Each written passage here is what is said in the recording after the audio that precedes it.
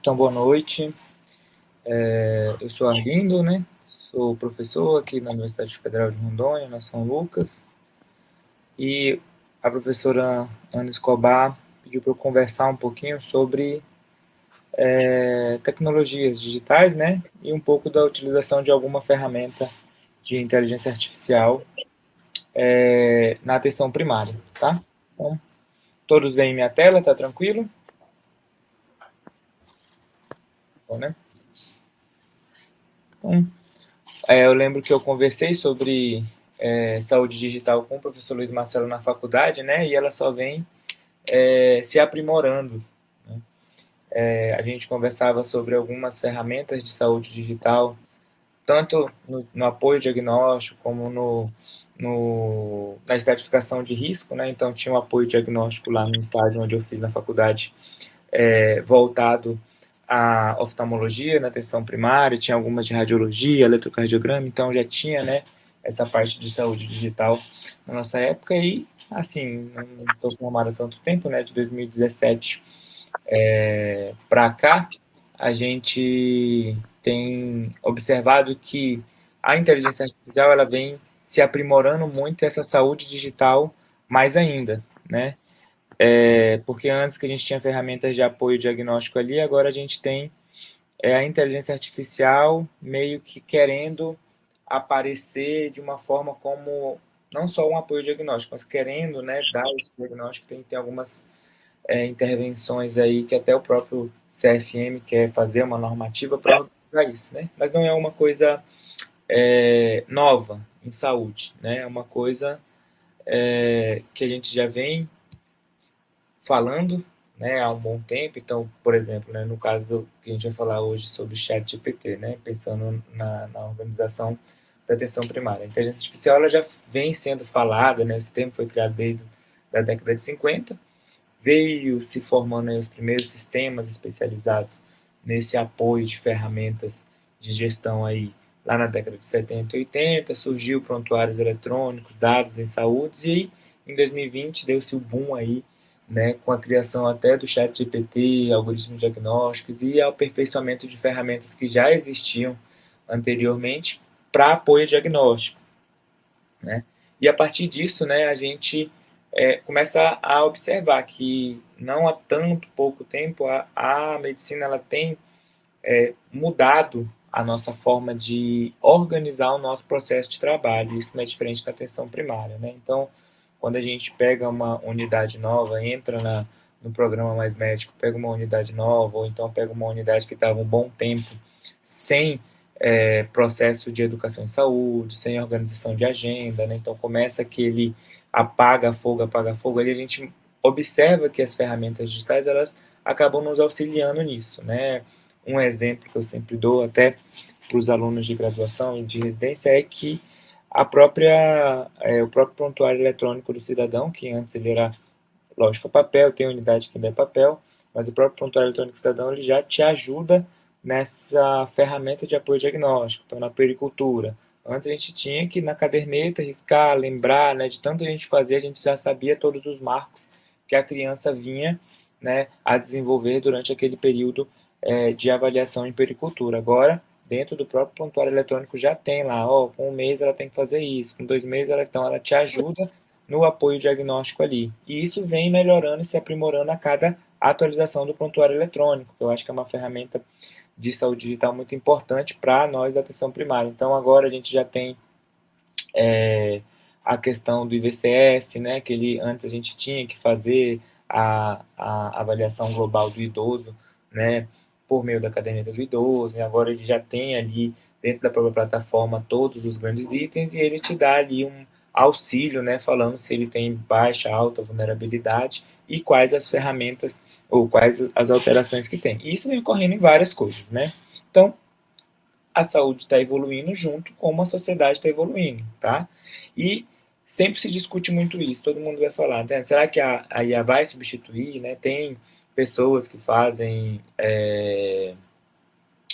diagnóstico, né? Coloca seus sintomas lá no Google e o Google tem uma ferramenta de IA, ele te fala ali algumas coisas. Os próprios alunos, eles perguntam, eu tive um aluno que a gente estava discutindo um caso de, não lembro, era um caso simples, síndrome dispéptica, né? Perguntei quais exames, quais os critérios diagnósticos, ele pegou o celular e falou, chat, qual o diagnóstico, tá. Então, você está na palma da mão, né? Mas o que a gente tem que entender é que a inteligência artificial ela não vai substituir o médico, mas o médico que não usa, né, a saúde digital ao seu favor, possivelmente vai ser substituído pelo médico que usa, até porque ele vai, né, auxiliar você tanto no auxílio diagnóstico ali, né, na parte de instrumentalização diagnóstica, quanto na organização do seu processo de trabalho. Então, ajuda a trabalhar de forma mais organizada, não esquecer pequenos detalhes, como, por exemplo, a avaliação de pericultura no próprio prontuário eletrônico do cidadão, te ajuda, né, a organizar, por exemplo, sua agenda. A gente vai conversar um pouquinho sobre Prompt para te ajudar a organizar educações em saúde, né, promoção, educação na saúde, em saúde, dentre outros pontos ali que podem ser aprimorados com o uso, né, de tecnologias digitais, principalmente na atenção primária, onde todos nós trabalhamos bastante, né? Isso não tem como que não falar. A gente trabalha muito e agora com a saúde digital aí, essa ferramenta de apoio tende, né, a aumentar o trabalho, lógico, mas a gente tem que ajudar ela para aprimorar nosso dia a dia, tá? Então, já se vem falando muito nisso, tá? Então, muitos médicos já utilizam inteligência artificial, enfermeiros também vêm utilizando a ferramenta de inteligência artificial para auxiliar no seu processo de trabalho, seja ele em organização de agenda, seja ele em processo de trabalho, seja ele em diagnóstico situacional de saúde, seja ele até em apoio diagnóstico, que nem a gente falou, né? Até, como eu falei na faculdade, usava oftalmologia, mas teleradiologia, a gente usa a telemedicina aqui em Porto Velho, né, que tem o apoio de um médico daqui, aí leva para lá, tudo isso pensando em saúde digital e ir mais a fundo a inteligência artificial, ela vem se aperfeiçoando, aprimorando e adentrando no nosso processo de trabalho. Pensando nisso, né, não sei se o professor Lucas está aí, mas o CFM está observando que isso vem aumentando e ele está na nossa realidade. Então, ele já vem aí trabalhando em cima disso, fez um fórum sobre inteligência artificial, criou um grupo de trabalho para trabalhar em cima disso, até porque o uso, né, sem devidas organização e sistematização pode levar a um cuidado inadequado para o nosso usuário, e esse não é o objetivo. Isso daqui foi em janeiro de 2025. Se a gente fizer uma pesquisa hoje aqui, né, para ver a prevalência de quem está usando, com certeza vai se ter um número maior, porque as pessoas estão se aperfeiçoando, teve o fórum de inteligência artificial, tem mais curso de inteligência artificial que está surgindo. Possivelmente, quando vocês digitarem alguma coisa, vai aparecer no Facebook, Instagram, alguma coisa relacionada à medicina e inteligência artificial. Então, está aumentando mesmo essa questão de saúde digital na IA, né? E a IA na atenção primária. Então, introduzimos aqui sobre esse processo de trabalho, a importância dele, e agora a gente vai entender o que é essa inteligência artificial neste momento, né? Então, a inteligência artificial é um sistema computacional que ele vai realizar tarefas ali que geralmente, né, a inteligência humana, né, organiza de uma forma coerente e ele ali por meio de um sistema operacional consegue auxiliar a você a realizar aquela determinada atividade ou organizar determinada atividade. Dentro dela existem várias linhas, a gente não precisa saber todas elas, lógico, né? Mas o que a gente tem que entender? Que ela reconhece padrões e a partir desses padrões ela te auxilia em uma determinada demanda, né? Então, se eu estou observando lá no meu processo de trabalho, na minha reunião de equipe, que eu tenho um padrão de demanda voltado à estratificação de risco, né, familiar, o acesso ele está falando lá várias vezes que não está conseguindo saber como priorizar o que está acontecendo, você vai reconhecer que esse padrão vai colocar dentro da inteligência artificial e ele vai te ajudar, por exemplo, a fazer uma capacitação para os teus ACS baseado, né, no que vocês discutiram durante a reunião de equipe, né? Estou com um padrão de adoecimento na minha unidade, então vou lá, pego os dados do IBGE, vejo o padrão de pessoas da minha área, né? Vejo o padrão de adoecimento, pensando, lógico, em não pegar todos esses dados, né? Mas a partir disso eu consigo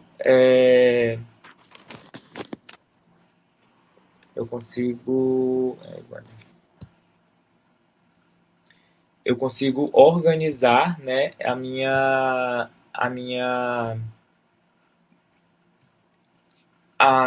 o meu apoio diagnóstico, até fui fechar a linha, me perdoe, mas eu consigo organizar ali a minha gestão de agenda, né, tudo isso eu consigo ter esse apoio mais rápido, né, perante um problema que eu fiz, que eu percebi durante, por exemplo, a minha reunião de equipe, né. Mas antes de a gente falar desses padrões, de como a gente pode utilizar e exemplos de como a gente pode utilizar, a gente tem que entender os preceitos éticos, né? Então, a gente não tem uma normativa de inteligência artificial e uso de inteligência artificial na medicina. O que a gente tem lá é uma publicação do CFM que ele define ali, né, a telemedicina e o uso de tecnologias digitais dentro da medicina, né? E lá ele cita um pouquinho ali sobre o uso desses recursos digitais, né? Então, além dele falar, né, de como ela deve ser realizada, né, para que fins deve ser realizado, como ela deve ser realizada, né, ele também prevê a autonomia do médico de não querer realizar determinadas questões de tecnologias digitais, né, gestão de saúde. Beleza. Pensando nisso, né, a gente não tem ainda, né, uma resolução específica para a inteligência artificial. Porém, a gente tem já um departamento de inteligência artificial do CFM, teve esse fórum de inteligência artificial para debater sobre essas questões, né? E com isso, né, essa organização já começa a não levar para a nossa área, né, de uma maneira mais ampla, mas a organizar, né, o futuro da inteligência artificial na medicina para que ela não seja é, usada de forma incorreta, que por vezes acontece mais pelo usuário, então você, às vezes ele confia tanto na inteligência e pode ter um erro diagnóstico que ele é para usar como apoio, então tem que ter essa regulamentação, né, está em, em debate já no CFM, né? E durante esse fórum o CFM falou que ela é bem-vinda sim, desde que respeite os princípios éticos da medicina. Beleza. Se a gente está falando de preceitos éticos, a gente tem que lembrar lá que dentro do Código de Ética Médica ele fala que é vedado ao médico revelar fato de que tenha conhecimento em virtude de exercer a sua profissão, salvo por motivo justo, dever legal ou consentimento escrito por paciente. Por que eu falo isso? Eu vejo mais pela nossa questão acadêmica, né? Nós estamos no programa Mais Médico, vocês estão passando por capacitação, alguns alunos estão na questão da pós-graduação e a gente observa que usam muito, né, a inteligência artificial. E às vezes você tem um caso complexo inerente a PS, né? Então, paciente hipertenso, diabético, com pouco letramento em saúde, com vulnerabilidade social, com uma família não tão afetiva, assim, a modo de ajudar ele, você precisa ali de um apoio diagnóstico. Você pega todos esses dados desse paciente, joga, por exemplo, lá no ChatGPT, no Gemini, né? E isso não pode, né? Segundo o nosso código de ética médica, a gente tem que, quando a gente pega, né, esse dado do usuário, né, ele é do usuário, tá? Então a gente tem que lembrar que a gente tem que respeitar isso e se for usar para ajudar ele nessa parte de auxílio diagnóstico, a gente tem que relatar isso para o usuário, tá bom? Então, o sigilo profissional, ele é dever ético fundamental, então, mesmo que a gente use nesse sistema, a gente tem que falar para o nosso pacientinho, para o nosso usuário ali, pois ele é o titular dos dados, tá bom? A gente usa esses dados para cuidar de gestão clínica. Se a gente está utilizando uma ferramenta que coloque os dados deles ali na rede, porque vai para a rede, né, ele tem que estar ciente disso. Outro ponto é a Lei Geral de Proteção de Dados, né? Então, dados em saúde são considerados dados sensíveis. Se a gente está usando uma ferramenta de inteligência artificial e jogando os dados do usuário lá, né, a gente tem que lembrar que a Lei Geral de Proteção de Dados fala que esse dado é sensível. Então, a gente tem que ter autorização dele ali, conforme o Código de Ética Médica, e ele tem que estar ciente de onde esse dado está sendo utilizado e por quê. Na gestão clínica, apoio diagnóstico, ferramentas para uso de gestão de casos, auxílio, por exemplo, na prescrição. Então, é um usuário que tem poucos anos escolares e tem baixo letramento de saúde. Eu preciso de uma ferramenta visual para ele entender o medicamento dele. Eu vou utilizar a ferramenta de inteligência artificial para ele fazer uma imagem para mim. Beleza, vou falar para o meu usuário: olha, eu tenho tal ferramenta, você não está conseguindo entender, pensando na sua aderência, você deseja? Beleza, eu posso ir para esse lado.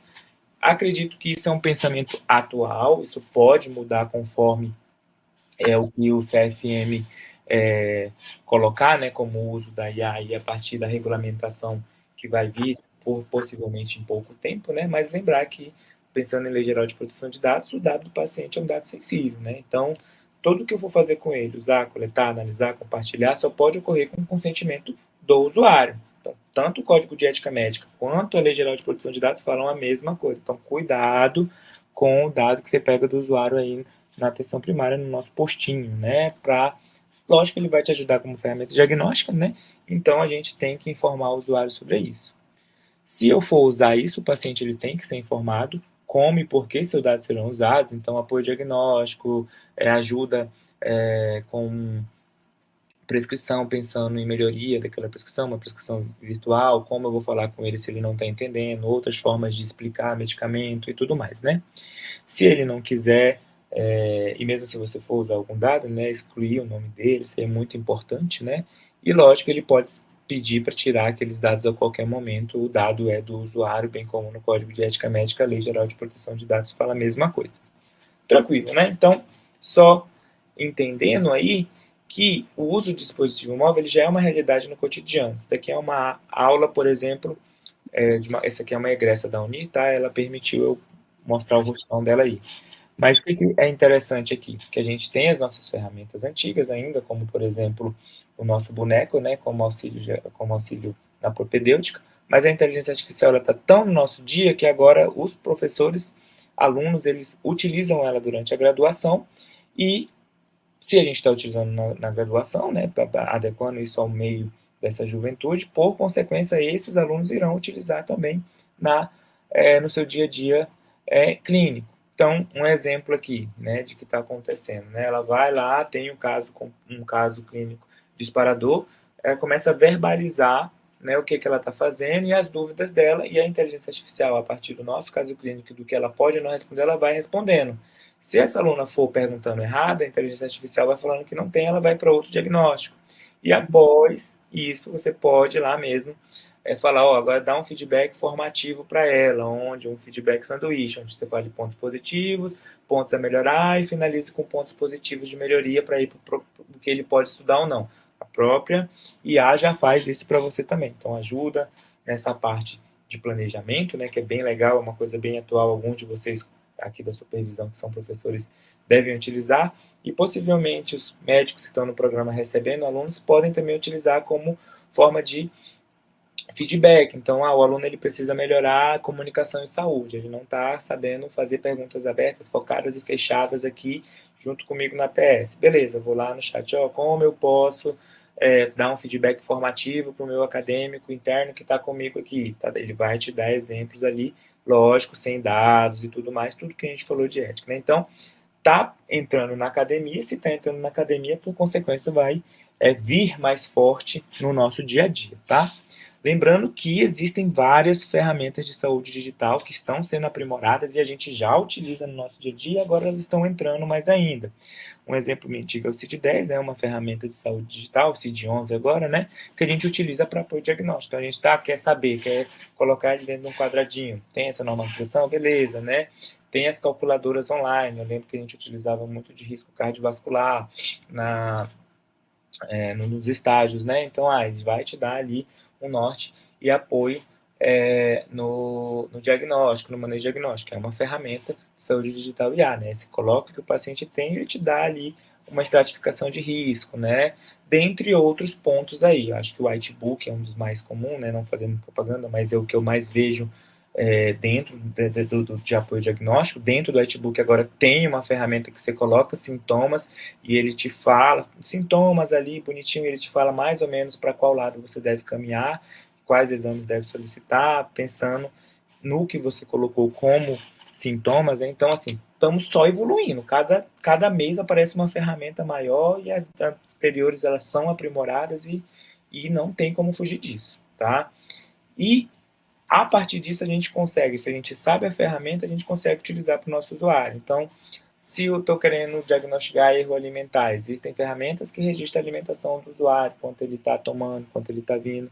Existem ferramentas que fazem o mapa já na ponta do celular. Você baixa o celular, compra o aparelho, né? E ele vai registrando ali quais os picos, tudinho, chega na hora da consulta, ele mostra para você, não tem risco de perder o papel, tem aquele de glicemia, né? Eu só não esqueço os nomes, né? Mas existem, né? O de glicemia que ele coloca, fica 24 horas, fica aferindo ali, também te dá um registro do que está acontecendo durante aquele período. Então, várias ferramentas do seu digital estão aprendendo, estão aparecendo, aprimorando, e a gente está utilizando no nosso dia a dia sem perceber. Pensando, né, para a gente entrar logo no nosso tema, eu vou trazer um exemplo do PEC, né, do Prontuário Eletrônico Cidadão. Agora a gente tem lá na versão de 4.1 suporte à decisão clínica, lá no cantinho, né?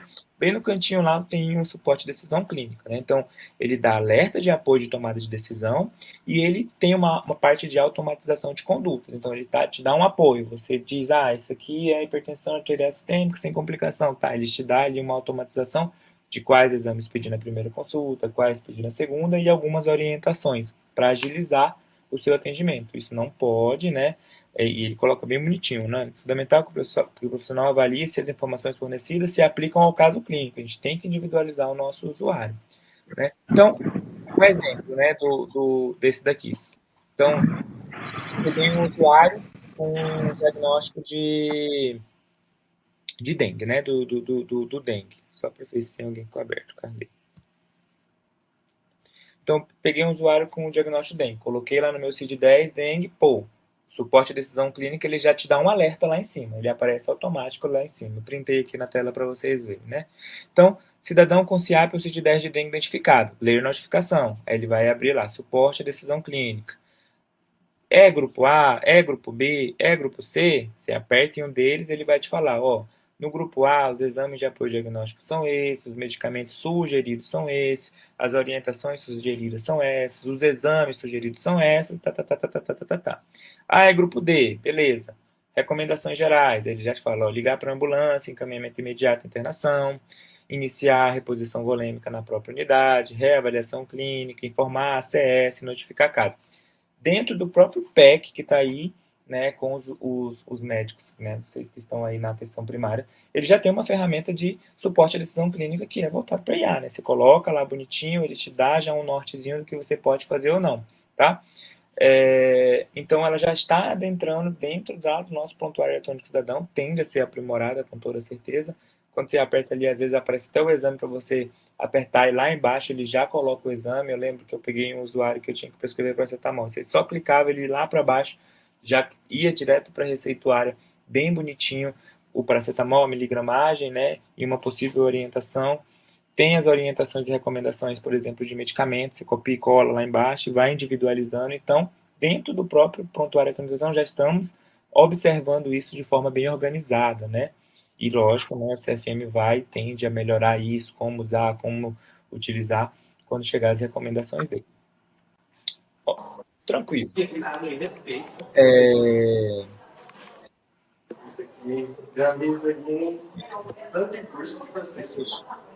Custa 150 horas, você fez em 2 dias. Aqui, ó. Eu tô falando, você assinou isso aqui?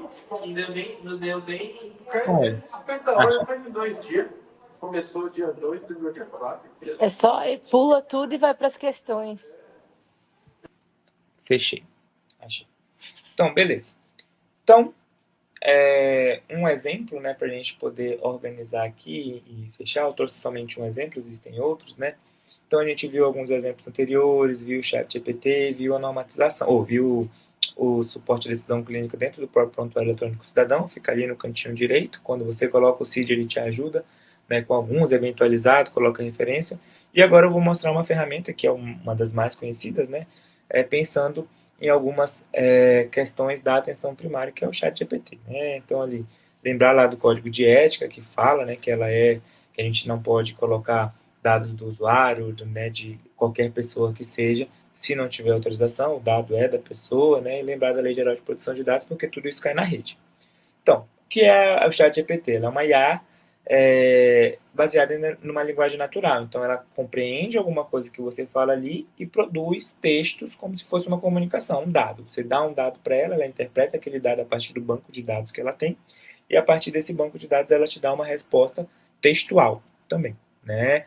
Quando a gente vai treinando ela, treinando, né, ela consegue ali organizar o pensamento a partir de tanto treinamento que você vai colocando nela. Então, se eu quero falar sobre hipertensão, eu já fiz 10 pesquisas sobre hipertensão, ela vai pesquisar naquele lá e vai alimentando. Por isso é muito importante a gente organizar, né, sempre o que a gente quer dali. Então, eu quero falar da hipertensão, última diretriz de 2025. Pega o link da diretriz, coloca lá, eu estou falando dessa. Né? Então, me diferencia a diretriz de 2025 para essa. Confere bonitinho, porque ela te dá ela compreende ali, né, e às vezes ela te dá uma informação que não está de acordo com o que você quer. Então, a gente sempre tem que confirmar, né? Então, para assistente cognitivo, ajudar, resumir, revisar, ela é muito importante. Lembrando que ela não ajuda a diagnosticar, apesar de que alguns colegas pedem auxílio nisso, né, pensando em comparação de protocolo. Então, esse protocolo, a ginecologia obstetrícia, tem FEBRASGO, tem Sociedade Brasileira de Ginecologia, que é e Ministério da Saúde, que é desatualizado, né? Então, às vezes, um está mais aprimorado, outro mais atualizado, ele pega ali, né, qual seria, qual a diferença, então ele consegue te ajudar aí a organizar pensamentos, resumir, essas coisas voltadas para esse lado. Como a gente pode utilizar ele? Em educação permanente e gestão e organização, principalmente de educação e saúde, ele é muito interessante para os médicos, enfermeiros, profissionais que estão ali na ponta. Por quê? Porque além dele conseguir resumir, né, uma diretriz clínica para você ali, para você criar um material e discutir na sua reunião de equipe, né, ele também te auxilia na organização de temas que podem ser importantes para a tua realidade. Então, beleza, se eu estou pensando em usar o chat para isso, eu vou fazer uma reunião de equipe, faço minha árvore de problemas ali, discuto o que está acontecendo e pontuo. Baseado nisso, baseado nesse protocolo, o que é prioridade? Ele te ajuda aí nessa gestão de organização de demandas dentro da sua equipe e te dar metas. Então, é muito bom para essa questão. Inclusive, é o que a gente mais, pelo menos na minha realidade, é o que a gente mais usa. Então, a gente está com uma agenda do ano todo, amarelo, janeiro laranja, agosto amarelo, setembro amarelo, né? Então, cada mês tem um tipo de organização, mas surge uma demanda, ele te ajuda, então já tem isso programado, o que a gente pode fazer aqui no meio disso? Então, pegar um gancho dali, né? Ele ajuda também na organização de agenda, lembrete de planejamento, né? Tudo baseado no prompt que você quiser. Se eu vou fazer uma capacitação e eu não sou pedagogo, né? Estou lá, sou médico, enfermeiro, profissional de saúde, agente comunitário, nunca fiz nada da parte pedagógica, ele te dá ali roteiros esquematizados, até quiz para você fazer durante a sua discussão, né? De caso. Outro ponto importante é feedback. Então, teve um caso assim, né? Então, estou com um residente que ele está muito ruim de comunicação em saúde. Então, a gente vê que ele sabe a clínica, ele sabe conversar, ele sabe falar, mas quando ele fala com o usuário ali, ele não consegue passar adequadamente o que é para passar. Como eu faço um feedback nisso? Posso usar o apoio ali do chat para ele fazer, né, organizar e sugerir maneiras de eu conversar com ele e aí eu ir para essa conversa. Isso pode acontecer também com usuários, né? Comunicação e humanização e tudo mais. Tudo numa linguagem bem simples. O que a gente não deve fazer? Inserir dados pessoais, né? Usar ele para decisão clínica, prescrição, considerar respostas assim como substituta de fontes científicas. Então, qual é o melhor tratamento para tal coisa, né? Ele não é para isso, tá? Ele pode trazer informações desatualizadas, inadequadas, até miligramadas inadequadas que não são, e lógico, não individualizadas pensando no nosso dia a dia, né? E, lógico, sempre conferir se aquilo ali está correto ou não, tá? Então, é só um apoio a você. Como eu posso fazer isso? Então, lá no chat a gente tem que definir um objetivo. Depois que a gente define o objetivo, a gente cria um prompt, né? O que é esse prompt?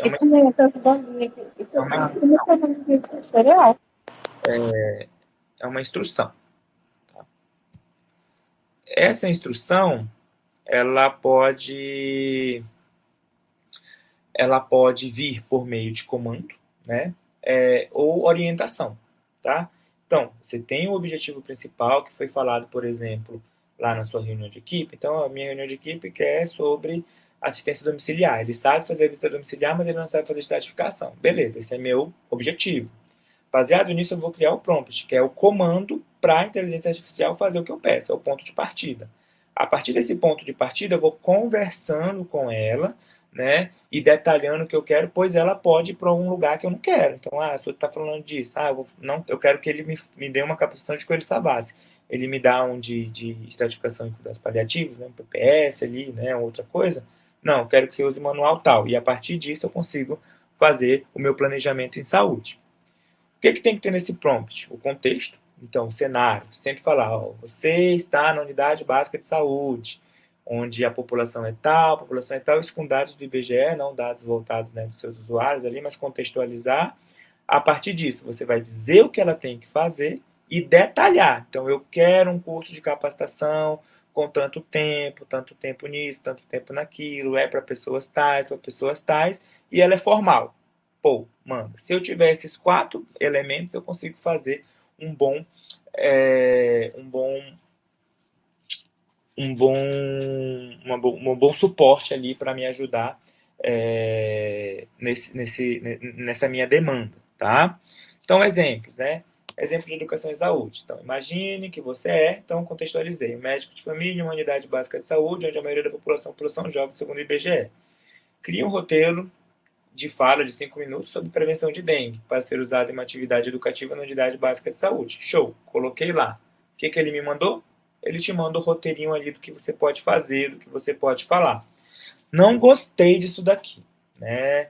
Quero mais detalhado. Então, você vai falar, olha, chat, não gostei desse palavreado, eu acho que é uma população que eu preciso conversar um pouco mais, eu preciso detalhar um pouco mais, principalmente voltado à limpeza de casa, né?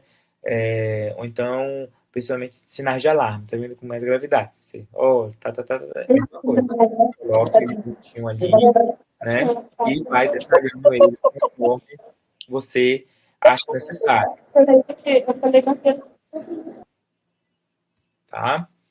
Mas ele trouxe bonitinho um roteirinho. Então ele dá a abertura, como você deve falar, né? Vai contextualizar, vai falar de prevenção, né? E de como você deve falar, né? Pede para a pessoa ali participar ativamente e encerra. 5 minutos foi o meu prompt que eu falei. Prevenção de dengue em 5 minutos. Beleza?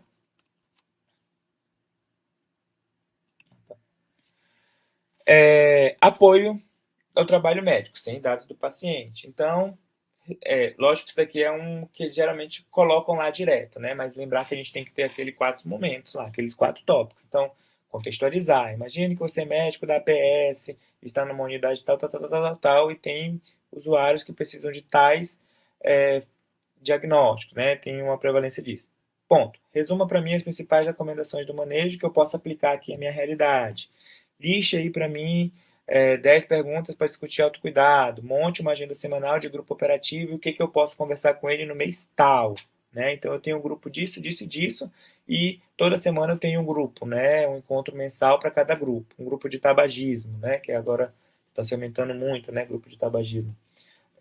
O que eu posso falar com eles nessa semana, pensando que a gente está em novembro? Tem alguma coisa especial? Tem o Novembro Azul. Então, pega os homens e fala sobre esse risco. Ele vai te listar o que você pode falar lá. Mas sempre naqueles 4 pontos, tá bom? Pode te ajudar também na agenda de reuniões, tá? Então, isso é bastante interessante. Posso usar ele para fazer laudos, pensando em laudos inespecíficos, né, que a gente usa no dia a dia. Um exemplo, por exemplo, laudo de solicitação de insumos, né, que vai direto no PEC. Então, imagine que você é um médico profissional de atenção primária, enfermeiro profissional de atenção primária, e eu preciso fazer um laudo lá. Vai fazer bonitinho e ele vai te dar um laudo justamente onde você deve modificar com orientações. Posso fazer isso daqui, né? Já vi também alunos fazendo, né? Eles perceberam que na visita domiciliar eles perguntam muito sobre como deve se armazenar a insulina. Eles perguntavam muito para a CS. Eles foram no chat, falaram, problematizaram, colocaram que eram alunos, falaram como a gente pode ajudar o ACS. Eles falaram, fazendo informativo. Colocou um informativo, validou ele, né, com uma pessoa de nível superior, que eram alunos, né? E aí o ACS, quando ele chega, já tem dúvida, o ACS pega, olha, tem essas orientações aqui, foi feito por uma ferramenta para ajudar, né, nessa questão de educação, promoção, né, de saúde ali, e, lógico, sinais de alarme para procurar atendimento, tudo mais facilita a nossa organização. Tá. Tá bom? E, lógico, existem coisas que ele pode errar. Então, cria um modelo de orientação simples em imagem. Pô, fiz um chat errado, né? Colocando aí para o paciente com diabetes que não sabe ler, explicando como usar lancetas e cuidar de glicemia em casa, sem termos técnicos, de forma empática. Bom, olha só. Aí quando você olha isso aqui, você fala, pô, eu só vou imprimir e dar para o paciente? Não, não é a realidade dele. Porque aqui ele possivelmente não conseguiria, já que ele não tem entendimento daquilo. Então aí eu vou melhorar e vou melhorando até ele me dar algo. Então ele te dá tanto orientações descritas quanto imagens, a depender, né, do que você tiver ali. E lembrando que se eu faço algo genérico, ele, em vez de ele me ajudar e eu não conferir, ele vai piorar. Um exemplo é esse, né? Então eu estou com usuários que não conseguem falar, não sabem ler, ou desculpa falar, não conseguem ler. Então eu quero criar algo de educação para eu entregar para eles, ou para o farmacêutico entregar para ele, né? E ele me dá isso. Então tenho que melhorar isso. Aí eu vou e converso com ele, ó, não ficou bom nisso, né? Então tem que melhorar a questão de explicar cada parte. Então me faz primeiro só de lavagem de mão para pegar, me faz depois de armazenamento, me coloca uma geladeira e você vai organizando de uma forma a te ajudar nessa questão de organização de demandas, né, da tua área, e até apoio diagnóstico, né, manejo clínico e tudo mais, tá bom? Tudo bem? Até aqui tranquilo? Dúvidas? Tudo pro final, de boa, né? Beleza.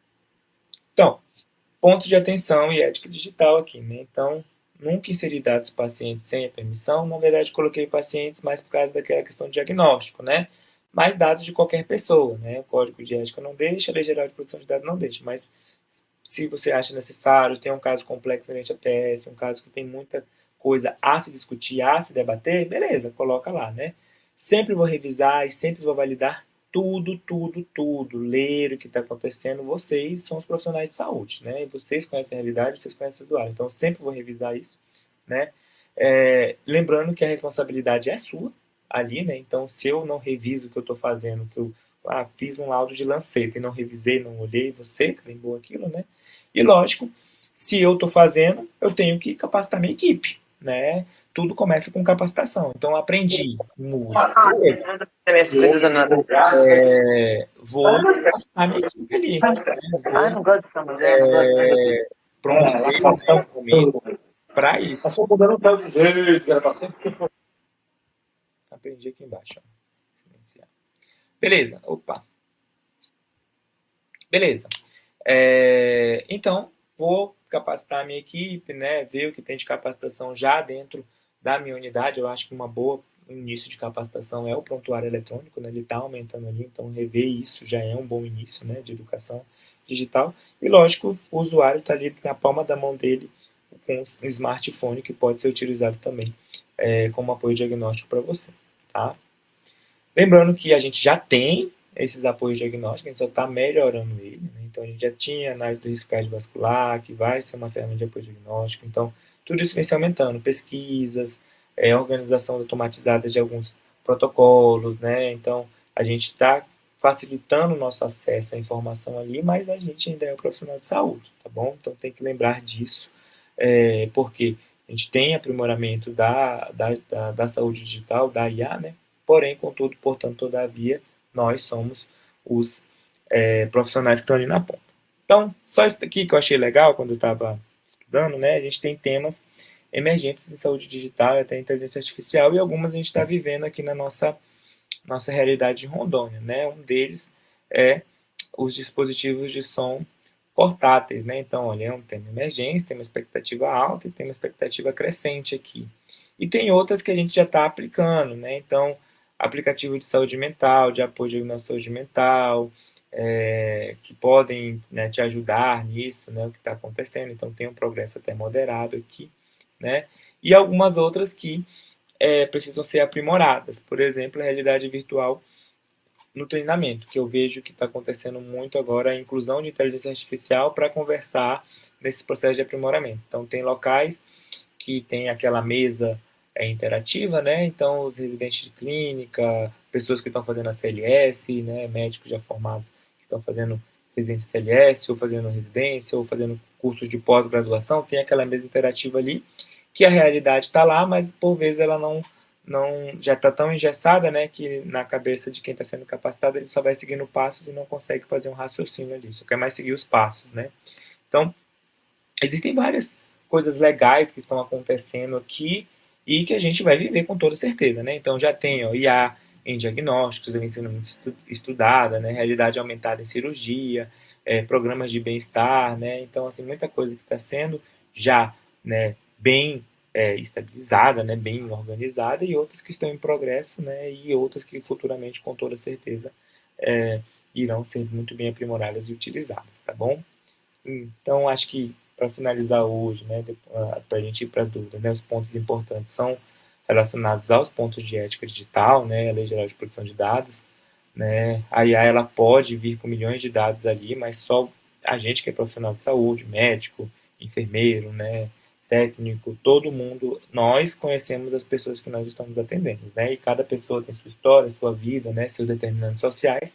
Então, por mais que a gente tenha uma ferramenta de apoio, individualizar sempre é importante, né? Já tá. Coloquei a foto do Whitebook é aqui, justamente porque ele tem uma ferramenta, né? Novamente, não é uma propaganda, mas ele tem uma ferramenta de apoio diagnóstico lá, que você coloca os sintomas, ele te dá possível diagnóstico. Beleza, mas eu tenho que individualizar, tenho que ver o que está acontecendo. Então, tá na palma da nossa mão. Tá ali, ó. Mostramos uma, conversamos uma de apoio à gestão, né? Mas já está na palma da nossa mão, na palma da mão dos nossos alunos. Então a gente tem que saber usar, né? Então é importante. Beleza? Agora a gente vai abrir para dúvidas, complementações, quem quiser, né? Assim, eu mostrei uma visão, né? Mas existem outras pessoas que têm outras também, então é importante esse debate.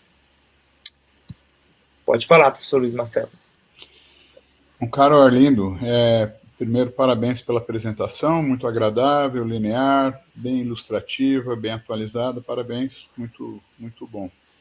Eu tenho uma pergunta e tenho uma informação adicional. A pergunta é a seguinte, como você citou, eu uso também o Whitebook, né? Também estou fazendo propaganda, mas é o que eu uso que me identifico mais. E tem a parte de prescrição, né?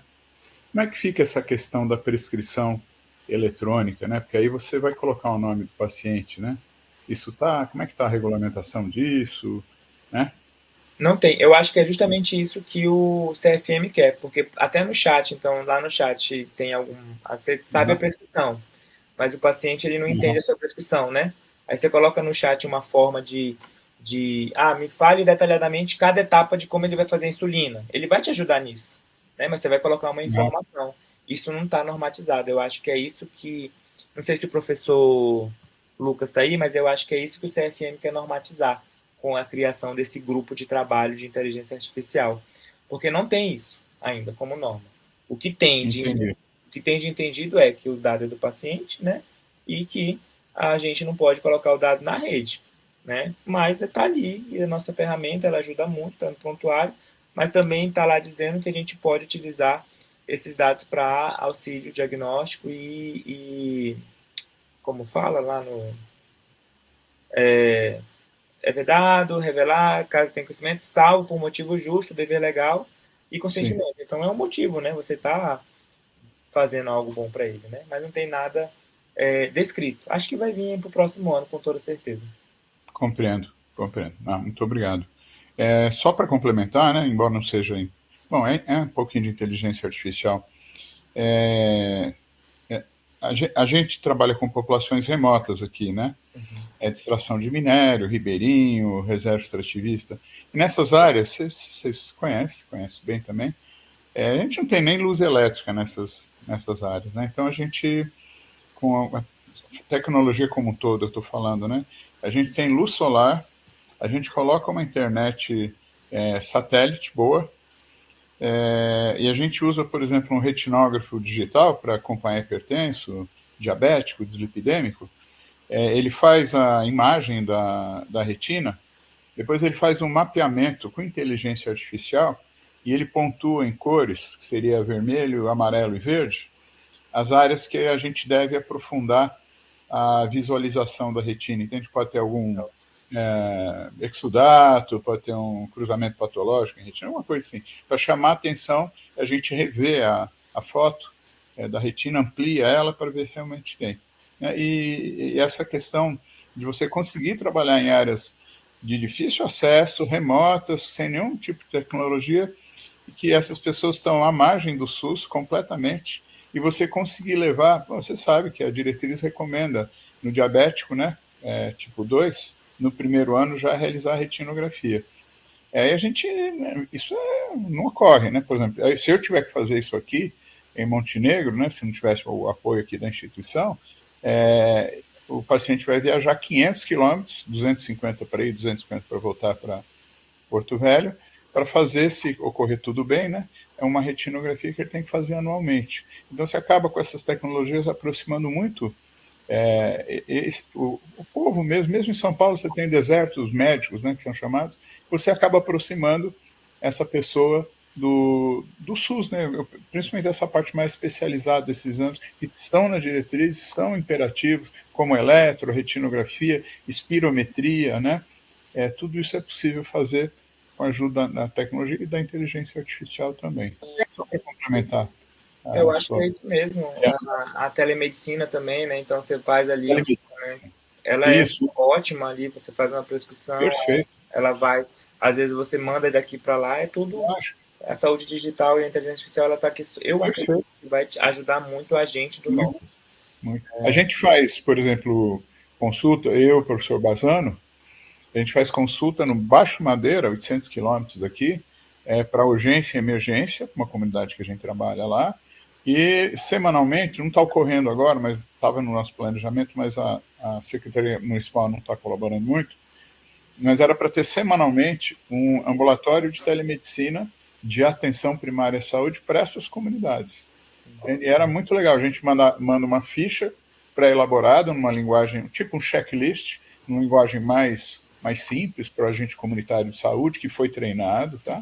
Ele preenche essa ficha, manda para a gente um dia antes, a gente dá uma lida e a gente sabe o que a gente vai atender no outro dia, e já direciona um pouco, né, a consulta e tal.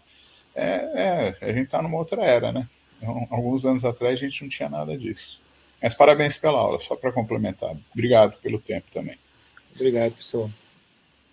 Alguém mais tem alguma dúvida? Até no próprio Notebook, não sei se vocês conhecem, né? Vou até compartilhar aqui.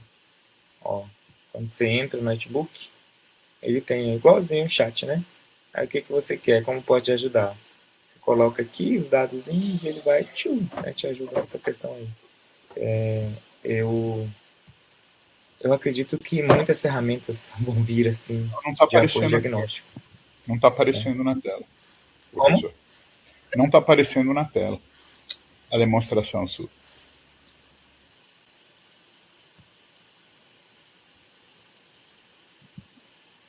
Apareceu agora? Deixa eu ver. Peraí.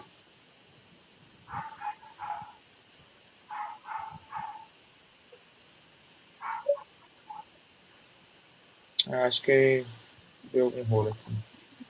Enfim, ele tem igualzinho o chat, né? Você coloca o apoio lá, você coloca o que você quer, ele vai te mostrar as possíveis hipóteses bonitinho. É uma boa ferramenta de apoio diagnóstico também. E usa muito inteligência, que nem a pessoa falou. Se você quiser colocar até o nome do paciente lá, ele já te ajuda na prescrição bonitinho. O CFM vai vir para organizar isso daí de forma mais correta, né? Tem pessoas trabalhando nisso. Eu vou explorar mais isso. Eu sei que isso é relativamente novo, né? E aqui não deu para explorar, mas boa. Obrigado pela dica. Então, mais alguma coisa, gente? Tranquilo? Acho que a gente fecha por hoje. Tá? Bom trabalho aí para vocês. Até a próxima. Tchau, tchau. Boa noite. Boa noite, obrigado. Tchau, boa noite.